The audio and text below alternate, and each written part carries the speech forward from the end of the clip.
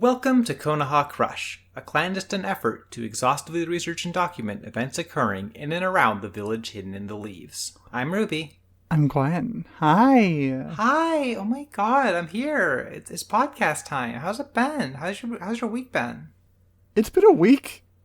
Yeah, it's always a week between the podcasts when we record them. Really? Are you sure? There's been times where we've taken longer breaks, for various reasons. Like sometimes we just don't record for a week, But it's usually like they only put a week between Tuesdays. Fucked up. It's been like 1 day max. Is that how it's felt to you? Because for me, it's felt like No, not actually. This is like more of a bit than anything. I didn't do shit. okay. I didn't do shit either. I kept watching some Star Trek or whatever, but I don't know. I don't know that I have the takes or whatever to put on file here. I'm just watching Star Trek an episode a day. It's still up in the air if I'm going to be watching anime when the new season starts. I'm gonna try. I'm gonna I'm gonna acquire the things to watch, and then I'll have them, and then maybe I'll even hit play on those video files. But that hasn't happened yet. I don't think anything's airing quite yet. It's coming soon. But as of recording this, I don't think anything from next season has started, much less anything I'd watch. So that's fine. The one where it's the isekai from the girl from the Otome game who had to seduce the final boss. The first episode of that one came out, and I watched it. It was what I expected it to be. I won't be watching the second one. Okay, so but, I'm back on fucking my isekai horse shit, which separate from the other isekai horse shit we do for money. Yeah. This is watching all the new stuff that comes out that we're probably never ever gonna cover on Naruto Uzumaki. Wow, never? Well, I mean, maybe not never, right? But we have a big list. We've got a list of sorts. It's a small list, but it could be bigger. We haven't actually just gone down and started putting fucking everything on the list yet, which we should. But yeah, I mean, we sat down once, when we first started it, and wrote down a bunch of shit, and we're still working off of that initial stretch. But the only other thing I think to talk about is we watched the end of Licorice Recoil together. We did. Yeah, it's a pretty fun show. Oh my god, it's so good. It's I had a great time with it. It does seem at times like a show where nobody really believes anything real on a thematic level, but that's okay because the girls are there and they're very cool and I like to see them. Yeah, and okay, if you're somebody who was waiting to find out if the girl with the failing cyber heart was going to survive to the end of the show before you committed to watching it, don't worry, she's fine. I mean, spoilers, I guess, but yeah, don't worry, she's fine.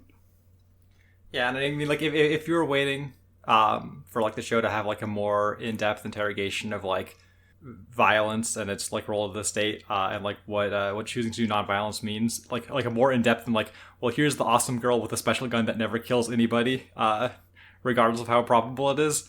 Well, maybe the show isn't for you. Because it doesn't, but that's okay. That just means she gets to jump around and shoot anybody. It doesn't have to thematically conflict with everything, and I guess that's okay. I think it's beautiful. It's kind of beautiful in a way. There's a purity there of there's a beautiful drive to not really saying much of anything other than hey, you like it when the girls are having a nice time together and they do cool action, and I do. I can't deny that part of myself. It's just that's what I needed, really. Yeah. But yeah, I guess that's basically it, right? Before, outside of Naruto, which is the thing that this podcast is actually about. No, we can skip it this week. Thanks for listening, everybody. You can't skip it. There's no such thing as filler, Gwen. We have to cover all of it, okay? You're right. How could I be so blind? You fool. Did I start sobbing in your arms? Oh my god, it's okay. It's okay. We can handle it together. It'll be all right. I've been such an idiot. It's okay.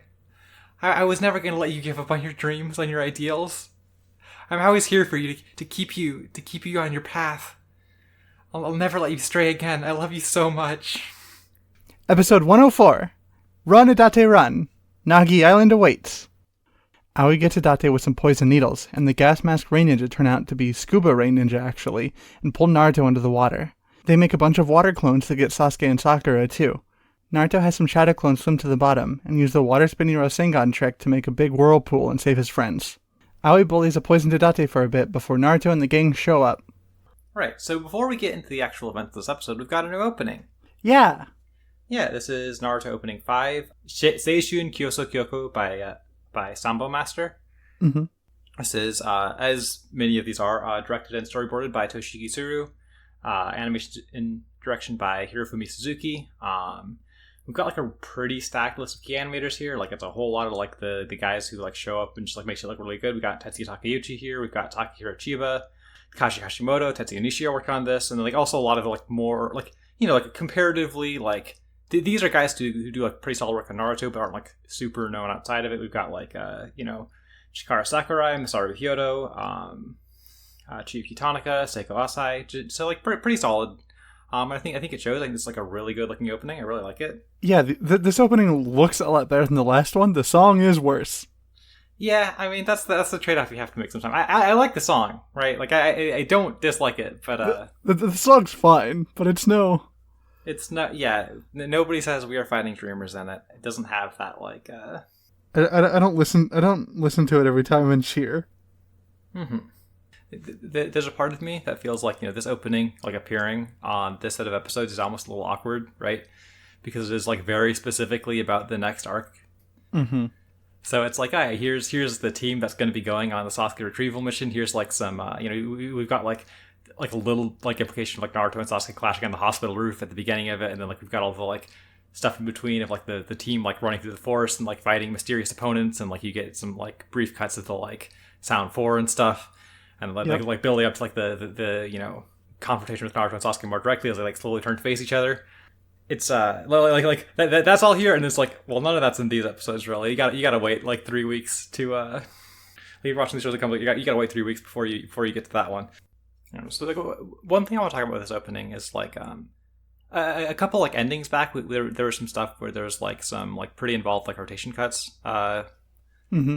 This opening kind of like takes that like whatever experience was gained from that, like really runs from it, like really escalates it. Like once we get past the sort of like shaky blurred like introduction of like Naruto and Sasuke at the beginning, we get into this bit of like, okay, there's the camera like kind of like swooping around and like gradually zooming out on like the 5-man team that's like gonna go after Sasuke in the next arc, and it's just like really impressive. It's just like it's a lot of details to be tracking as the camera's moving around. There's like a little bit of like there's like a little bit of jittering on like the character's position, like the 3D environment that they've been like imposed into, but like like when I'm not looking for it, I don't really notice it because like on the whole I just think it's like pulled off like super well.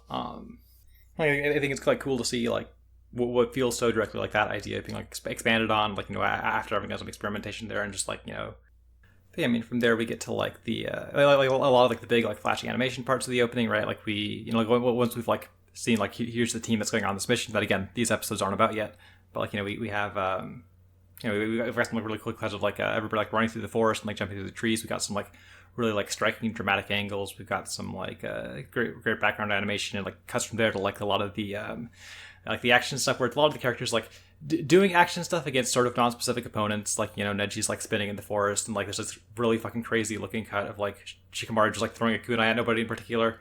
Mm-hmm. It's not really giving away the like the matchups of this arc in the opening quite yet, but like it's it is identifying the players. I mean, this is a stupid thing to say. Of course it is, because like we already established that it was like showing all the people in it, but like Yeah, and like I think that like the the use of like there's sort of like restrained use of color and a lot of the stuff, and like the very like dramatic angles to like there's a real sense of like intensity and like drama too. Like I feel like it really conveys the idea of like if you're just watching this and you're like, oh shit, serious shit is about to start happening in Naruto, but like not yet, but like soon. Oh my god, it's gonna be so awesome. Yeah. Wow. The everybody running through the forest is Takahiro Chiba, and then like most of like the action stuff is Tetsuya Takeuchi, except for the bit of Naruto like running through a bunch of explosions at the end, which is Takashi Hashimoto. Like it's just got all this like really, it's just all got this like really rough and exciting feeling. But like I don't know, like it just gets me kind of pumped up every time I watch it, even if like we said the song isn't quite as good. So I kind of hear like I really like that it doesn't have like an like identified animator tie to it, but like there's this like really like kind of like understated cut of like an arm reaching down to like pick up a headband that has like a lot of like really like subtle movement on like the arm, on like the fabric of the headband. Like I was like really impressed by. Yeah. I was about to mention that. You know, we've got this where like shows like the villains of the arc. We've got all our we've got all of our like a Kabuto looming in the background. We've got like a Orochimaru looming in the background, like a Tatu looming in the background. You know, all that classic stuff where you got all the evil guys, you know, being dramatic. We've got Sad Rock Lee. Yeah, we've got Sad Rock Lee and Guy Sensei, and they're both looking off into the sunset together. They're crying a little bit. It'll be okay though. Yeah, it'll be fine. An interesting thing about this opening is that like there wind up being a bunch of different versions for it, but like not in a way where it's like unfinished and they have to like go back and touch it up later, right? Like back from like the first opening of Naruto, we talked about how like there's like a switch at one point where like there's a new, much more touched up version of this, and like in this one, like this is like clearly like a very like polished thing as it stands. Like the only part that like really sticks out is like feeling kind of off is there's a bit where like static images of characters like gradually appear on screen and like goes down to like Sakura, where she like looks up and she's like the only thing animated in the frame, and like that's gonna have like more characters added to it later who like move a little bit more. But like, the rest of stuff is like a lot like the rest of the stuff in the opening is like a lot of like there will be like new characters added to it, like characters replacing other characters that goes on. Just in ways that are like it feels kind of like showing off, because like a lot of the stuff that is like being replaced already looks really good, and it's just gonna be like being replaced with like something else. I'm like I'll try to like call that out as it happens, but like that's just like a thing to talk about with this opening broadly in case I like forget once we get there. Yeah. All right. Awesome. Well, is that all we have to say about the opening? I guess so. I was like kind of like scattershot and like not very focused talking about it, but like I think I got most of what I'd say about it. Yeah, that's all right. And like you said, there are going to be like amendments to the opening, so we have more shots about like talking it out, talking about stuff. So I won't worry about it. Yeah, okay, I won't worry about it. So Aoi fucking kills Idate. Yeah, he's like super poisoned. He's doing bad, and like we really get the sense of what Aoi is about in this scene, which is that he basically just kind of shows up to be like very mean to whoever he's talking to. You know, here he's like, Idate, you know, you're just like me. You suck really bad, and you love betraying people, and you hate trusting people, and you never do anything right. You're just like me in this regard, and that's why you deserve to die. I'm the same as you, but I'm not going to die because I'm fucking strong and cool, but you suck really bad. Just ridiculous. And just a little bit much. God, I fucking love this twink. I want to put him in his place so bad. You can fucking get his ass. He doesn't have anything that exciting, you know? You could totally take him. Could he take me, though? No.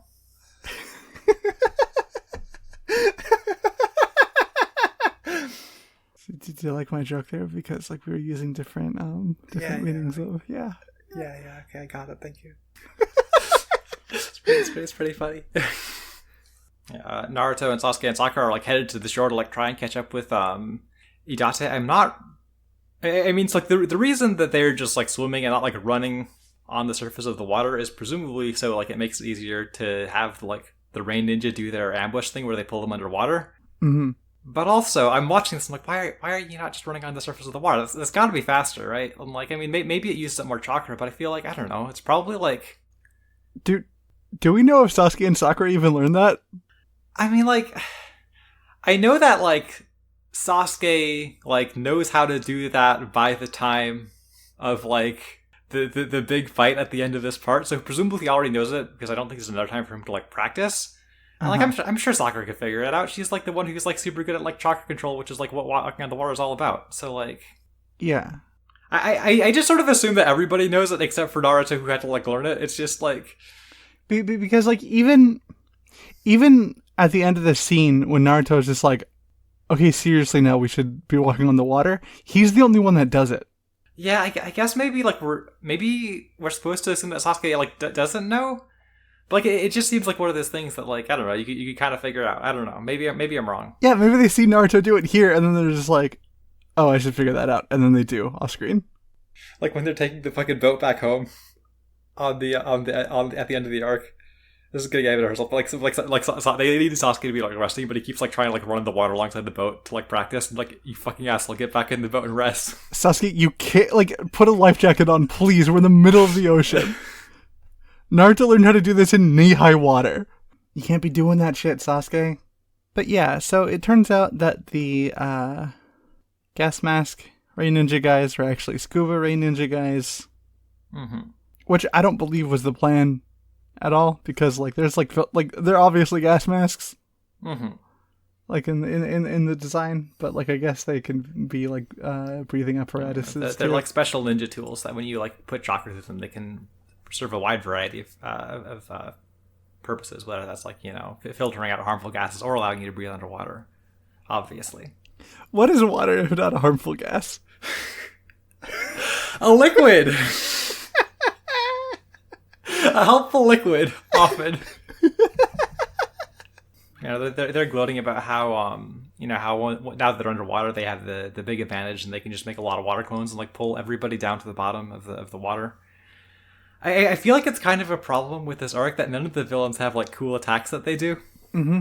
The only thing that there is, and you know, it's again getting a little bit ahead of ourselves, but like the special item that Aoi has, but even that's still just like a special item that he gets, right? Like, yeah, right. He doesn't have any techniques. He has like poison needles and a lightsaber.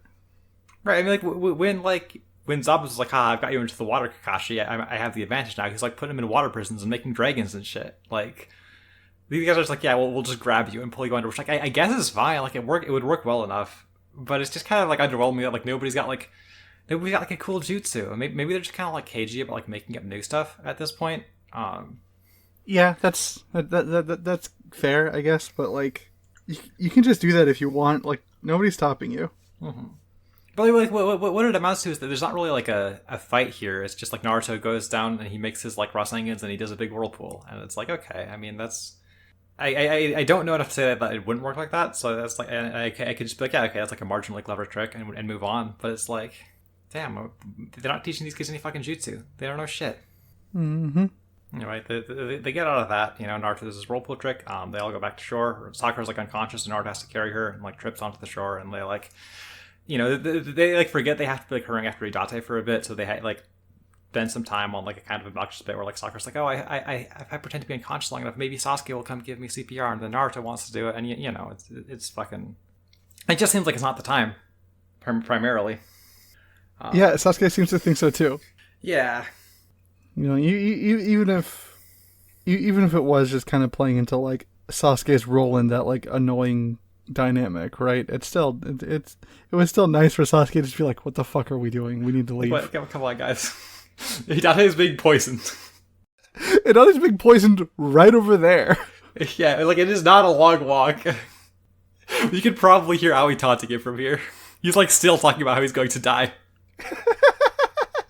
There's this really funny bit to me where like Aoi's just like monologuing to Hidate's like, you know, you'll never see the finish line of this race. If you like lay here in pain for long enough, you'll eventually see another finish line. And there's like no reaction from Hidate. It's just like pause, and I was like, the finish line of death. Yeah, right. Like, it's like, thanks, man. I got it. Yeah, cool, man. Yeah. Yeah, no, I figured that's probably what you're going for. I am having to like hold myself back from saying things about this fucker. What are you holding yourself back from saying? I'm so curious. What? Is it like just stuff from like stuff about later or what? No, it's stuff about horny. Well, I'm curious. Like, what do you have to say? Oh my god.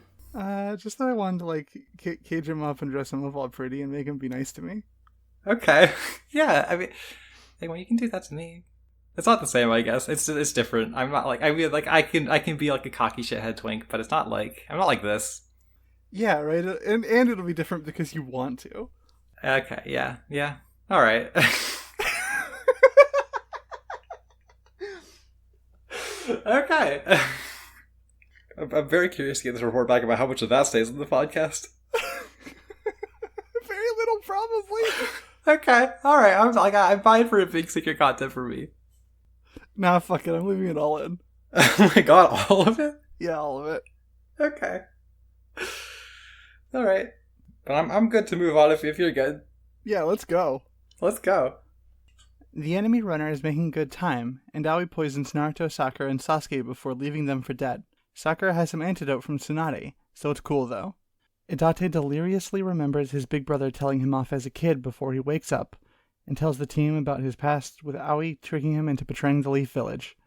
Naruto realizes he's just like this guy, and tells him they need to win the race, even if Naruto has to carry him. Idate takes him up on that offer. Okay, yeah, so... I want you to know that my glasses steamed up when I was talking about Aoi then. Oh my god. I need to inspire that kind of energy from you somehow. You do. Okay. Alright, well, I can be satisfied with that then. Naruto, Sasuke, and Sakura have, arrived where Aoi is, still taunting Idate. They're trying to fight him. It doesn't go well, at all. He does, a sweep with his umbrella. There's, a big wind blowing thing. Kind of putting, Temari to shame a little bit, I feel like. It's, cracking stones and shit. He never does this again. Which, seems like maybe a misplay from him. But, he basically completely, immobilized all of them with, one attack. And, hits them all with a few needles each. And it's okay, I'm fucking out of here. You're all poisoned to death. I'm just going. Meanwhile, the enemy runner, Fukusuke, is, he's making his way to the shrine. Everybody's, super pissed about him. They all hate that he's doing well. He gets the fucking orb. And everybody's just sort of, everybody's God damn it, the fucking mean criminals are gonna be doing this shit again for another 4 years. But fortunately for everybody, Fukusuke decides he's going to take a break here at the shrine for a while. He's doing some tortoise in the hair shit. But if the hair was slower than the tortoise and was going to take a break anyway. He doesn't know. He knows that Idate isn't here, but he doesn't know that he's been poisoned yet. So he's just, he's basically just fucking up for no real reason. Kind of an unforced error. Mm-hmm. But I guess it is just sort of this is the thing you do if you're the heel in the foot race. He's playing to type. Back with the kids, Sakura has we get another hint at the thing we were talking about last week, where when Sakura suddenly had super strength, where they're kind of gesturing towards the extent to which she'll be training under Tsunade, even if the manga hasn't actually made that explicit yet, right? But because there's not really the room for her to be oh yeah, I learned some medical ninjutsu or whatever. It's just Tsunade being yeah, here's some medicine just in case. I have a feeling you might need an antidote to some poisons specifically. Which makes me wonder how much Tsunade knew about this job. Hey, it's hard to say. The idea we got when she was giving them the job was kind of the runners who were coming to actually bring the information about it didn't get here because Aoi attacked all of them. Mm-hmm. So did she use their bodies? Did they all just die out there? Just all these guys got poisoned in the same way. I guess. So, I guess if she found their bodies. Well, because she had the message somehow, right? Yeah, I guess that's true. They just got found by some patrolling leaf guys. And they all got poisoned by this. I'm gonna give Sakura the antidote to this specific poison, which I guess that is connective tissue that shores that up a little bit, even if we don't necessarily see it. Mm-hmm. Yeah, that's perfectly plausible in my head, right? Yeah, no, I can totally buy that. I primarily just think it's interesting as again another way of being oh yeah, here's the Sakura and Tsunade connection, but also we don't have the narrative room to actually have it be a thing yet, so it just shows up in this kind of weird seeming way. Having her be having her give it to Sakura specifically. Mm-hmm. Idate is remembering his time as an ninja in the Leaf Village. He remembers the time where he's talking to his brother Ibiki, and bragging about how he's going to be the best ninja. He was going to advance super fast and be super strong and very cool. And Ibiki is well, there's one thing you need to understand before you can be the super strong ninja. And Idate is what? And he's and then Ibiki's I'm not telling you. Perfect big brother shit. Yeah, I feel a lot of this winds up being there's parts of this that quite feel like Ibiki just spent a long time not telling his little brother a moral so that there can be a conflict in this arc. Mm-hmm. But like maybe that's Big Brother shit. I don't know. I've never been a Big Brother really. Me neither. I was always the youngest. I wasn't actually the youngest. I just You weren't a brother. yeah, like not at that time. Mm-hmm. And then like after that, like we get Idate's like backstory like really piecemeally. After that he like remembers like at some undisclosed time later, I think he says it's after he failed the tutoring exams. Like Aoi came up to him like extremely suspicious and he was like, hey, if you like steal some shit, they actually also let you become a chunin. Very, very deliberately playing on the parallel to like the Naruto and Mizuki stuff from the first episode. But I feel like I don't know. I feel like maybe Idate has like a little bit less of an excuse for thinking this would work. Yeah, right. Because like one, older. Mm-hmm.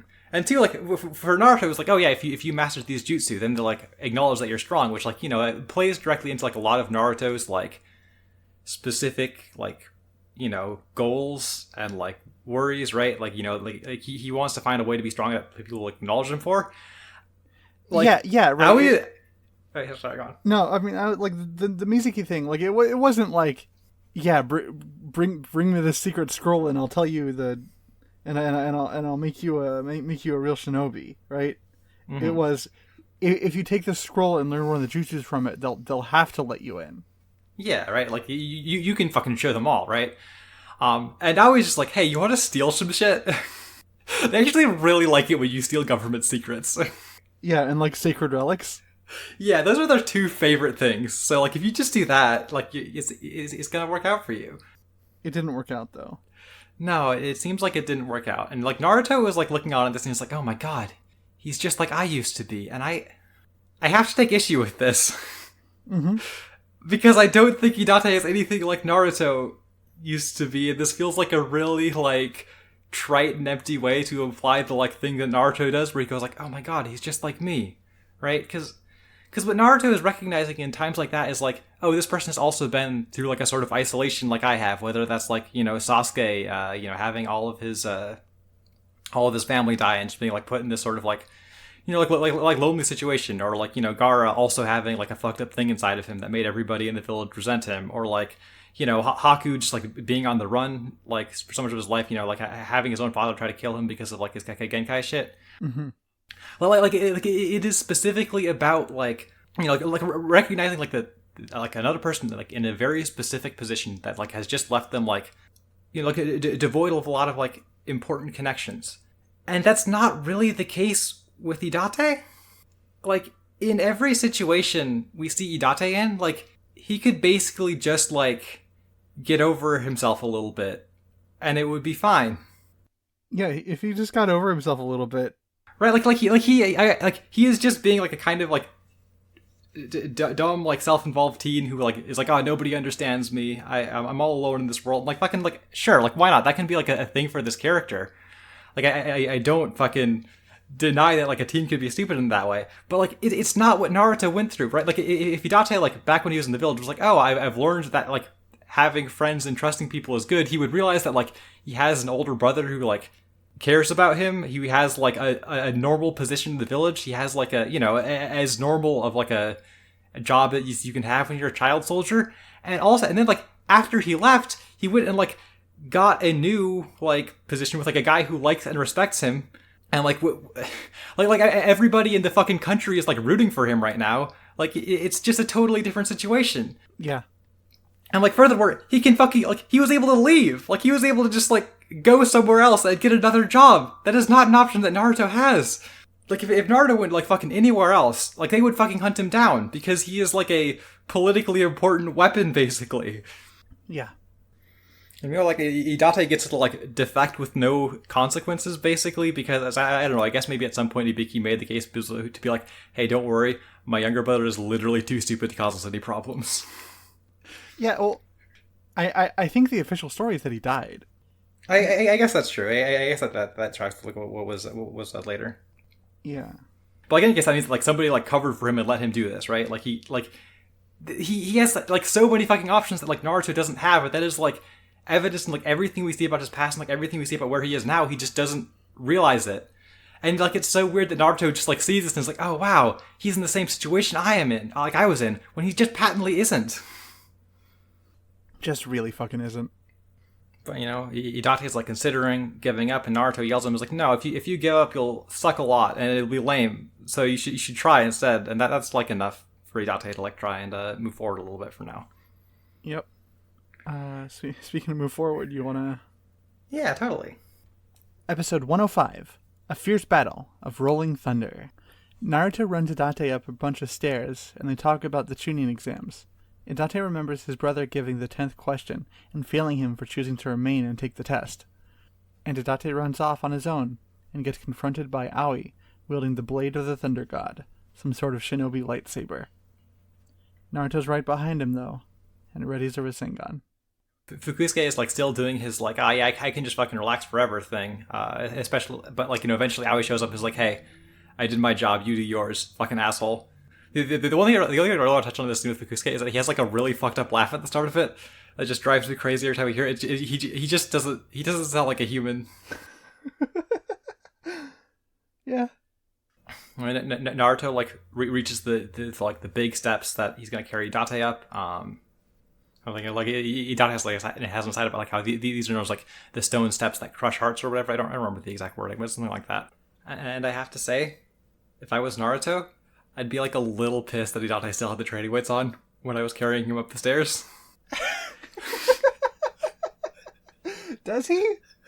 Yeah. He got like the sort of like bulkier like gray like things around like the edges of his legs that have like the clasps on them.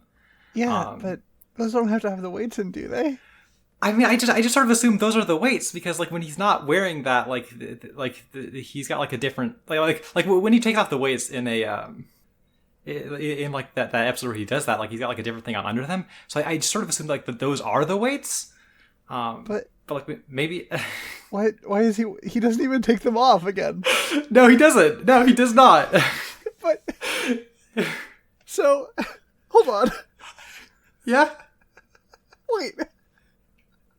Yeah, we'll get to that. Idate, what the fuck? Just forgot about them.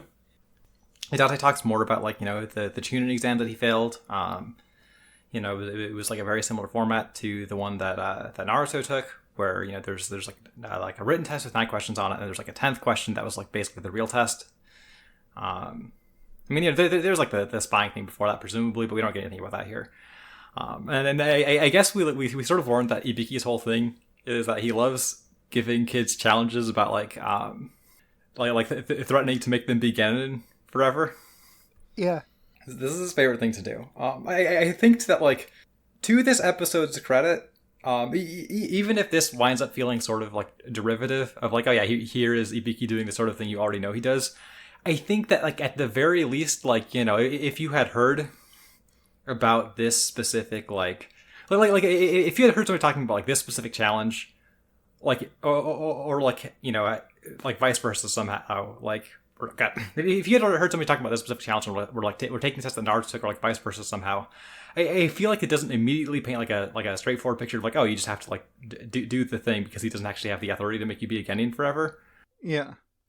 But like it does definitely wind up being like a very different sort of thing in a way, because like when Naruto was taking the Chunin exams, like once everybody like agreed to like take the question, which was like the right thing to do here, like the right thing to do there, because it was like a test about like being willing to like take on dangerous missions and like being willing to put your life on the line. He like gave a whole like motivational speech to everybody and like got them all pumped up. He's the guy who loves giving like in that episode he's the guy whose jobs are like torture and like giving kids speeches about how good it is to die for your country. Yeah. And but like in this one, like the answer is to actually not take the test because like the challenge is like, oh yeah, I mean you have to like fight your teammates and like one of your teammates will remain a Genin forever and you have to like be willing to like throw that person aside. And the option is to like not take it. Like I mean maybe he like goes to like everybody who like decided to not take that question and like explains to them that they actually passed and like gives them their speech. But like here he just kind of like yells at everybody and like leaves them feeling all demoralized and like refuses to explain. And like I think you can draw like the conclusion he wants you to like draw from like failing the test, and Idate doesn't because he's like kind of dumb. Mm-hmm. But there is still an extent to which like him just refusing to like explain it. Yeah, it comes across as like kind of harsh. Like I don't know. Like I am just a person who's like I don't think there is an extent that you can just like pick up on like these fundamental ideals if nobody's actually like telling you them. And like repeatedly, like Ibiki is just like refusing to tell Idate like what the thing that he thinks is the most important thing for him to understand is. And, like I think that like you don't just pick up those ideas like from the fucking air. Like you need that like said to you. That's how learning things works. Yeah, like especially like after Idate like had his own reasons for like making the choice that he did. Like, yeah, we were taught that a ninja's supposed to like make sacrifices and like do anything for the mission. Yeah, like there's this whole thing about, like, oh yeah, ninjas must be like above like personal feelings or whatever that we like see come up a few times, right? Yeah. And so it seems like the test is like, okay, but you need to like figure out on some level why that's like fake or whatever. And like, you know, I think it's like you need to like have the right amount of like personal feelings or like attachment to your team or whatever, right? Like I guess that's like you know that like makes like I guess that makes sense as a thing to like want people to know, right? Where like, you know, they don't want the like directive to like, you know, not have personal feelings and to, like put your life on the line all the time to like extend to the point where they're just like willing to like betray their own allies, right? Like you want that level of camaraderie at least. Mm-hmm. But yeah, you want to be able to trust your team. Yeah, but like it just feels like it feels a lot like Ibiki's going up to Idate and being like, I don't know why you don't understand this thing that I haven't told you yet, like repeatedly. And you know, I mean, it is possible for people to like pick up on that sort of thing by like having it talked around, I guess. But also, like, I don't know, there's people who like that doesn't work for, and it just feels kind of like I don't know, like it makes the conflict wind up feeling like kind of artificial in a way, like the extent to which like Idate hasn't learned that like friendship and trusting people is good. Just feel like this very like I don't know, like it just feels kind of fake to me as a result. Yeah, I am happy that Naruto forgot what his 10th question was about.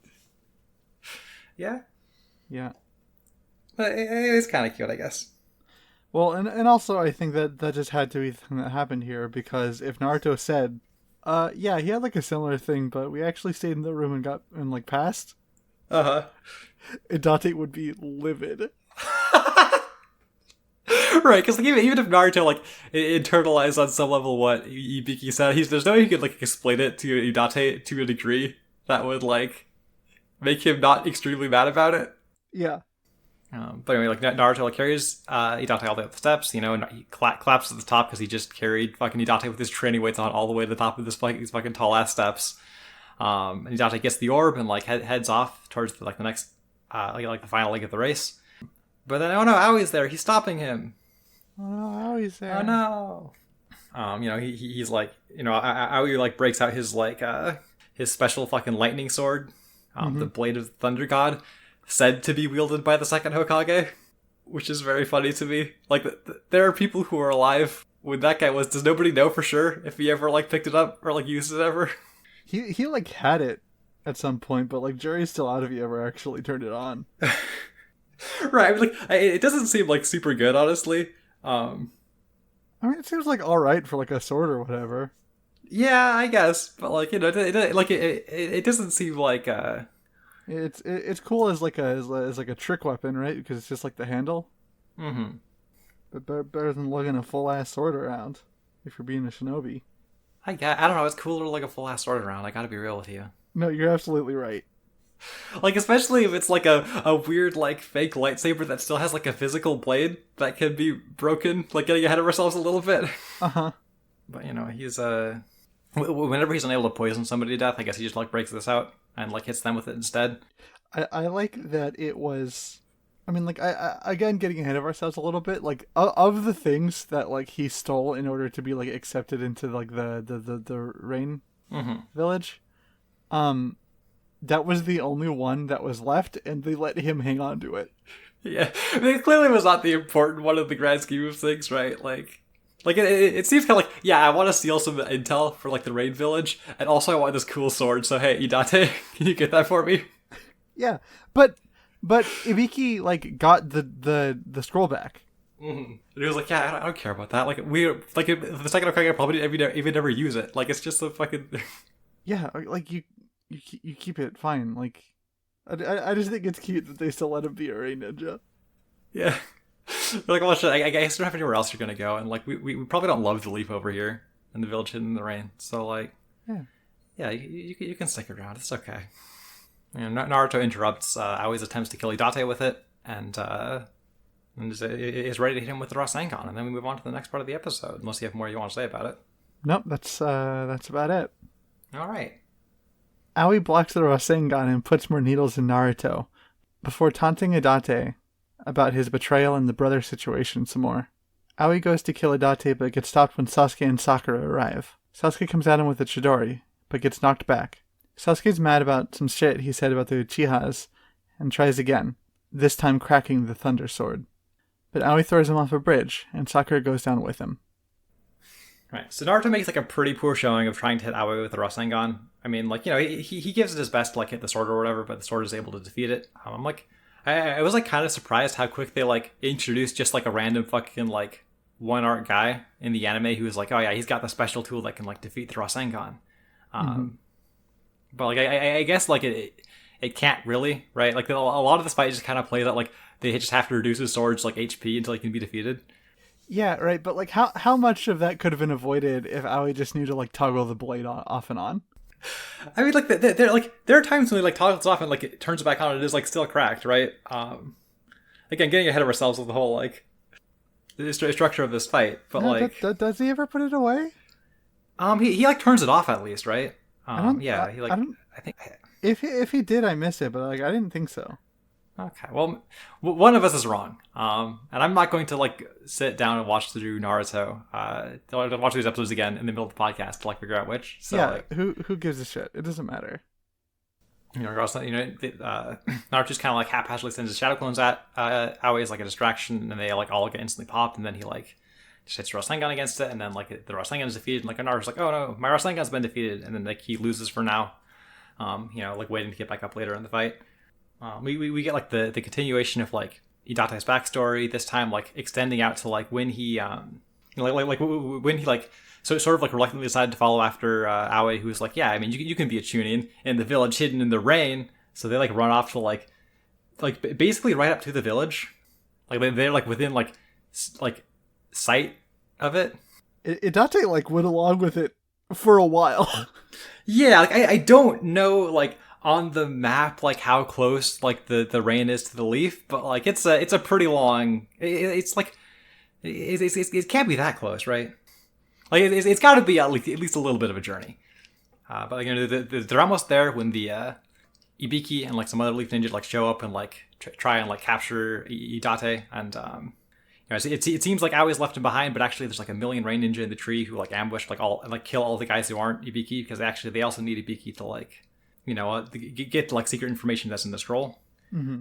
So something I want to talk about here is that like I guess I'm kind of surprised how like you can have a guy just sort of like that directly like steal shit from the village and then like defect somewhere else, and to have it like not immediately lead to the leaf and the rain being at war. And I'm also a little surprised that like the leaf just go like this close to the village itself, and like there don't seem to be like any because this is a like an anime original arc, they don't really wind up being any like political repercussions of this. And this it doesn't really seem like that continues with like anything we learn about like the village hidden in the rain later, because it's like one of the few like non-major villages that actually winds up mattering. Mm-hmm. But like it just like struck me as kind of strange that like the leaf would just go all the way out here when like in the next arc, like part of the stakes they need to like get Sasuke back before he like crosses the border into like the Land of Sound. Yeah, I mean shit was different back then. You couldn't fuck with the leaf. Yeah, I guess maybe they're like more cautious about doing that sort of thing, like especially against like somebody who is already like you know another nation whose ninja village has already like had their leader express repeatedly a desire to destroy your nation. I guess you gotta be like a little more careful about that. Yeah. Whereas the situation there is like, I mean, like again, not really like contagious like now with what we see later, but like it's like kind of weird right now. The leaf was at least like a little bit involved in making it that way, so like yeah, who knows? Who can say? But anyway, Aoi is like torturing Ibiki to like try and get him to like, you know, unlock the information in the scroll, because you need a leaf Jonin to do that. And Ibiki is like displaying his like excellent resolve against being tortured. He's getting like some of the scars we see him with later, because prior to this he was like weirdly smooth. They smoothed him out. And there's a bit that like struck me as like kind of interesting and like kind of gesturing at like a potential for like a characterization for Aoi that doesn't really like come through in the rest of these episodes. Mm-hmm. Where like as Aoi's like doing everything he can to like try and like make Ibiki crack, because he's like threatening to kill Idate as he's like hitting him with a fucking lightning sword and like scarring his face and shit. Well, like there's an extent to which like Aoi is like kind of being like freaked out about the fact that this isn't working, and like when like Ibiki like basically like asks him why he's doing that, and he like answers that like he answers that like even if you're like willing to like give your life for the leaf, like you're basically just like a disposable pawn. Yeah, and he's right. He's right, right? But like Ibiki hears things basically like, oh, you're a pathetic man for like thinking this way, which like again makes sense. Get coming from the guy whose jobs are torture and like making kids feel good about dying for their country. But like it gestures at this like potential understanding of Aoi as a guy who is like, he's like sort of disillusioned with all of these like traditional ninja like gestures like camaraderie and like companionship, because like he understands that so much of it is like in service of just kind of like fucking pushing you into the machine and like like giving you enough human connections to be willing to fucking die for it, and like nothing more. Yeah, right. There is like a like extremely brief glimpse of like a more sympathetic vision for this character who is basically just kind of like a guy who likes being mean the rest of the time. I can fix him. Yeah, okay. I mean, you can do a lot of things to him, it sounds like. I didn't mean that fix. Okay. Okay, alright, Glenn. Jesus Christ. Good God. I did.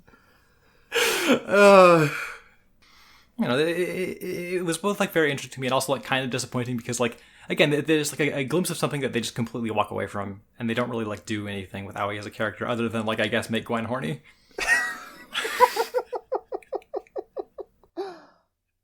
I'm sorry. You don't have to be sorry. It's okay. You're allowed. Okay, fine. Good. I'm not sorry. Yeah. Like, I am like securing our partnership. You can do fucking anything you want to this guy, and I'll be totally cool. Okay, good. So like, back in the present, Aoi is like, he is like, he's back in fucking like straightforward mean guy mode. Or I guess not like fully like talk through the rest of the stuff that happens in the past, right? Mm-hmm. Ibiki eventually like breaks out of his bonds and like fucking like lights the building that they're on fire and gives Idate a chance to like run away. And Idate assumes that his brother's dead. And so like, yeah, but back in the present, like Aoi is taunting Idate about this more and being like, you could have like gone back to the village and got help even if you thought your brother was dead. I don't think this is a very strong argument. No. I don't like, for one, like Idate has already like betrayed the village, like helped lead like 3 leaf guys into a trap where like he assumes they all died. Like if he thinks Ibiki is dead, which he does, I don't know what help he's like going back to get. Yeah, he just goes back and gets like murdered immediately. Yeah, or like thrown in jail forever, or like even like at that point, like I assume they're like basically like Aoi is like presumably like in the village or whatever, right? So like it would basically be like, hey, can you go and like do an act of open war to go get my brother's corpse? I just betrayed the village, by the way. It's not a strong pitch to like anybody in the Leaf. No. Which like kind of lends to the feeling that I have about Aoi, like in everything but that one scene where he is just kind of a guy who will like say whatever to like taunt somebody and be mean to them, which it isn't super compelling to me. Yeah, right. I mean, like his characterization like is just paper thin. Like he's just a mean guy, who's just gonna say the mean guy shit to like whoever, right? Yeah. And like it just so happened in that one scene, the like mean thing to said like hinted at like a deeper like understanding or like a deeper like truth that would make it like an engaging character. But like I don't think the people who were writing that even picked up on it, you know? Yeah. And, like they must not have, because they didn't write that guy in any other scene. You know, like he's just like Yeah. He's just like telling Idate about how he caused all of his problems by not trusting other people, but also trusting other people only brings you problems and makes you weak. So you should just fucking die here, and I'm gonna kill you. And like again, it doesn't really cohere into like any fucking ideology other than like just being a jerk. It's Sasuke's turn to fight. It's Sasuke's turn to like like Sasuke in this arc is like stuck in jobber mode because he needs to like carry through the feeling of like, oh shit, is Naruto stronger than me? Yeah. So he like can't really get anything done in this entire arc. He also needs to go back to the hospital. He also needs to go back to the hospital. So like, yeah, he needs to like he needs to like lose and get electrocuted a lot, and, like thrown off a cliff. But also like Sasuke is like obviously a very popular character, so they don't want to like just make him do like nothing and like fail instantly. So he's able to like crack the Thunder Sword with the Chidori, right? Yeah, he does the movie thing again. Yeah, it is the movie thing again. You're right. Like, but like he instead of being like a cool bro to Naruto, he's like resentful of it. Yeah. Because like movie Sasuke is like an alternate world where that guy's just like way more well adjusted. Movie Sasuke goes home and finds some things out about herself. All right. Yeah, all right. I can buy it. But yeah, Sasuke is it's looking bad for Sasuke as he like hurtles toward the bottom of a cliff with Sakura, and then the episode ends. Yep. And I've said my piece on this one, so yeah, let's move on then. Episode 106, The Last Leg, a final act of desperation. Sakura catches herself, so she and Sasuke land relatively safely. Naruto sheds the needles and summons a bunch of clones. Aoi cuts through them and deflects a couple more Rasengan's, but Naruto won't give up. He notices the crack in the Thunder Sword and aims for it with one last Rasengan. Naruto shatters the blade and sends Aoi flying off a cliff. With everyone safe, they still need to finish the race. Idate hands Naruto his knife to cut the rope they need to swing across the chasm. Yeah, so the fight continues between Naruto and Aoi as Naruto gets back up, like having seen Sasuke like almost die or whatever. Mm-hmm. It's not a particularly inspiring showing. Right, like Naruto makes like a whole bunch of clones, but like it is like maybe the weakest like Naruto makes a lot of clones we've seen to date, because it's just like, okay, he has a lot of them, and then they all stand there as Aoi like slices through them like butter, and then he fucks up the Rasengan, and then that's basically it. Right, like back when he summoned like a bunch of clones during like the Gaara fight, it was like fucking cool. He had like tricks and shit. Yeah. But here it's just like it's just fucking slashing practice for Aoi. Yeah. So like Aoi like gets to like gloating some more. He's just kind of saying fucking whatever. Still, he's like talking about how like all of the Leaf Ninja are like fucking idiots, and they always fuck up and they suck, and all your friends are dead, and it owns to give up and run away, which was what you should do, except you can't because I'm gonna kill you. Just empty shit. But Naruto finds within him the inspiration to like frame his 10th question from the Chunin exams in like a very particular way to connect to Idate, where he's like, my answer to the 10th problem is that I'd never abandon my comrades and run away, which is like, yeah, I guess that's like, I mean, like back then it seemed like a lot more about like, committing to your ideals and your dreams, and not giving up even if it meant being a genin for life. But like, it's cool that you've like figured out a thing to say here, that is coincidentally the exact thing that Idate needs to hear before you like go and turn the fight around and win. Like it's nice that he's being vague enough about it so that it could describe like the correct answer to both different questions. Yeah. It's fine. Naruto doesn't remember what the actual first question was about. Yeah, he heard like what Idate's was, and he was like, oh yeah, that must have been what mine was, and I probably did it right. So I'm just gonna like. I was gonna say I did the thing that Idate didn't do, and that should work out. Yeah. He turns it back around. He does some more shadow clones. He does the Rasengan again. There's like some action that's like I think is meant to convey that Naruto is like he's like distracting Aoi with the shadow clones, but it's just kind of like I can tell what is happening, but it just feels kind of like disjointed and inert in a way that's like really unsatisfying. So by the time Naruto like falls out of the sky and does the Rasengan, it's like, okay, cool, bro, we get it. It's happening. He like breaks through the lightning blade, and then like just the Rasengan just sort of like vaguely brushes against Aoi, and then he goes like spinning off into the sky. Yeah, just twirls him. Like I know it like spins guys sometimes, but like it's very funny how it's not like an impact. It just like it breaks through the sword and like it touches him, and he's just fucking out of there. I caught him though. Oh, okay. Yeah. You had a lot of practice with Haku, and now you're really good at rescuing people. We're not gonna talk about Haku, okay? Okay. But besides, like I wanted to save Haku because I fucking love that kid, and I'm so sad he died. I'm saving this motherfucker so I can Forcefemme him. Yeah, no, that was on the understanding I was under.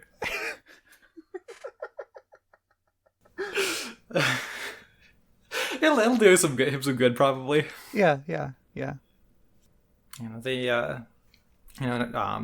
Naruto and Hidate are like ready to like, or Hidate's ready to like go and finish the race, and like to do that they're gonna like swing across the rope that was like formerly going up the bridge, and like in the gesture of friendship, Hidate like hands his knife over to Naruto after being like cagey about the whole arc. So now we know that Hidate has learned that friendship is good, and he can just go live his like normal and pretty good seeming life. Yeah, with all the friends he already has. Yeah. Yeah. Yeah. And that's where this half of the episode ends. Yeah. All right. Let's press on then. The enemy runner is nearing the finish line, but Hidate comes in from behind and overtakes him just in time, winning the race. The head of the rival family tries to get Hidate disqualified for riding on Naruto, and is backed up by the bad guy Noble. But another noble guy steps in saying that's not against the rules, and also exposes the other guy's corruption. So Hidate still wins, and the other crime family has to dissolve. Ibiki shows up to help the wounded get back to the Leaf, and he denies any relation to Hidate, but they both secretly are happy the other is doing well. The Leaf Shinobi depart, and Sasuke's bitter about not being strong enough to defeat Aoi. Yeah, so we get to the end of the race, Hidate has to like run as hard as he can. But like again, as we sort of gestured at earlier, he still has the fucking weights on. Hidate, you motherfucker. Like, what if you lost and then realized you were wearing the weights? God. Oh my god. You shouldn't even be wearing those in the first place. They're just...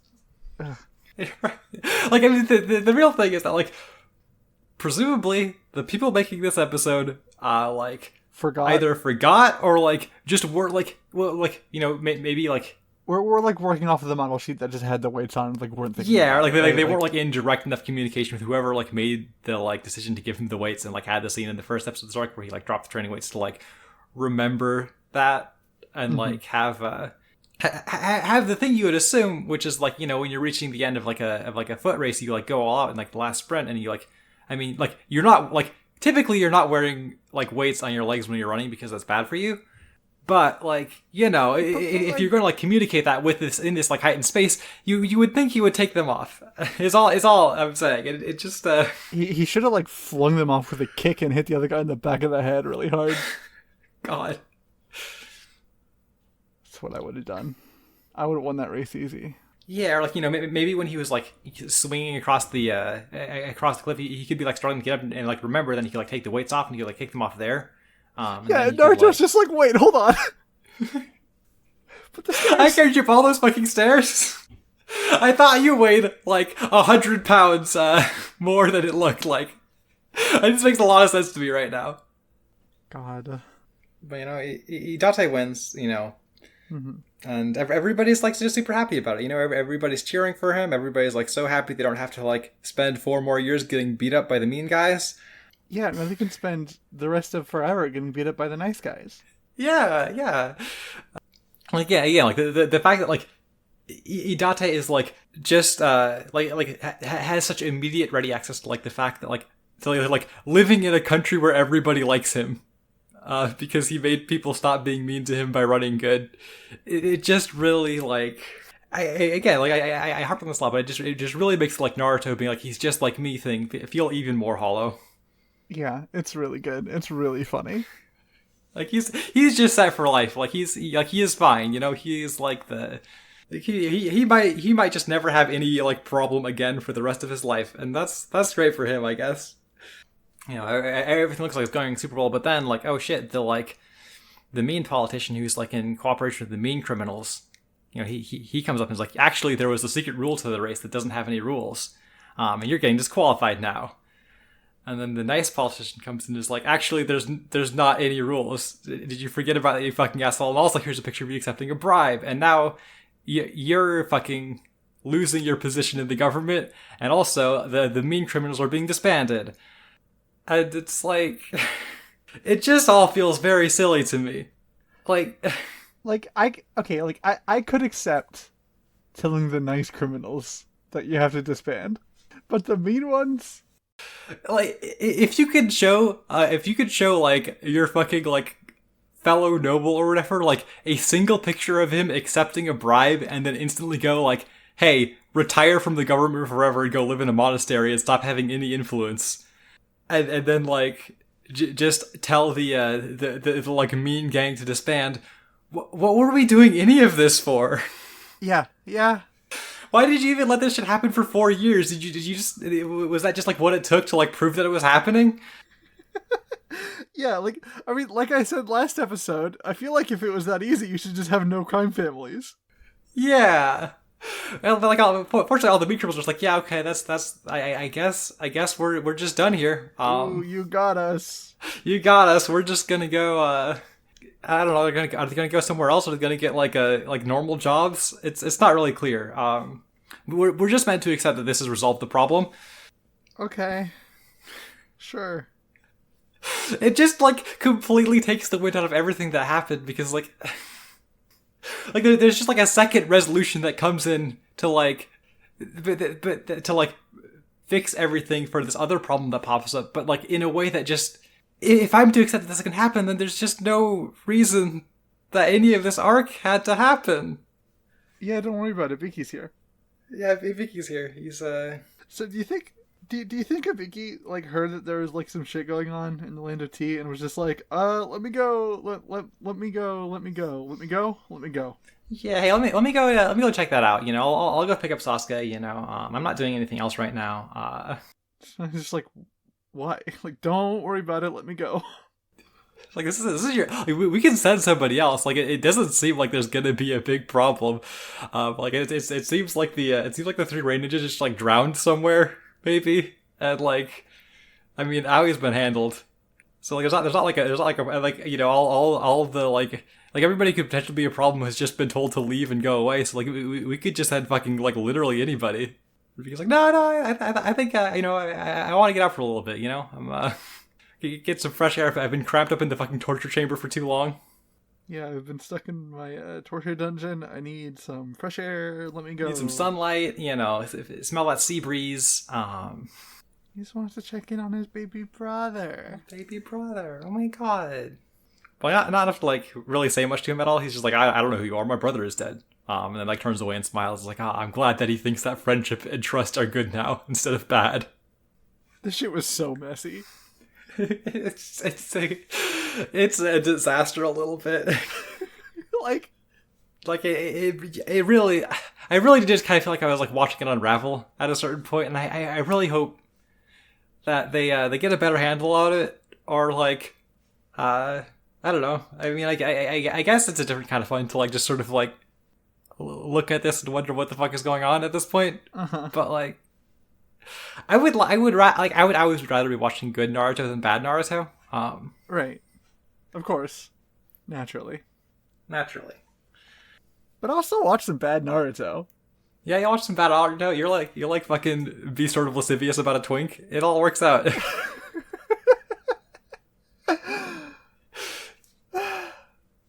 Can you fucking blame me? He's awful. No, I guess I can't blame you when you put it like that. All right, so like, is that the podcast? I think it's the podcast. All right, what are we watching next week? Next week, we are launching into the Sasuke Retrieval Mission with episodes 107, 108, and 109 of Naruto. Nice. And if you don't want to wait, you can check out our Patreon. Patreon.com/Konoha Crush. All one word, Konoha Crush. $3 a month and you get access to episodes up to a week early. And for $5, you get our bonus podcast. Narakai Uzumaki, where we talk about like isekai and isekai adjacent shit. We're coming really close up on the recording date for our next episode, Danmachi, or Is It Wrong to Pick Up Girls in a Dungeon? So keep your eye out for that. Also, I want to offer a special thanks to our Jonin tier patrons, Maple and Izzy, featured Jinchuriki of the Six-Tailed Beast. Any images we talk about on the podcast can be found on our Twitter, twitter.com/KonohaCrush, all one word, Konoha Crush. We have a Tumblr now too, konohacrushcast.tumblr.com. And I've been streaming on Twitch. So you can catch me and Ruby. She's here a lot too. Twitch.tv/GuinevereTeef, GuinevereTeef. So, feel free to check me out there. I do a lot of like art streams, and I started playing like Modding Minecraft, and as always on Fridays, Ruby and I are playing Elden Ring Seamless Co-op mod. So if you want to stop by, feel free. Do you have anything to shout out? No, not really. No, I'm like around where you're around a lot of the time. I don't have a ton on my own, so like. Mm-hmm. So hey, thanks for listening, and remember, there's no such thing as filler.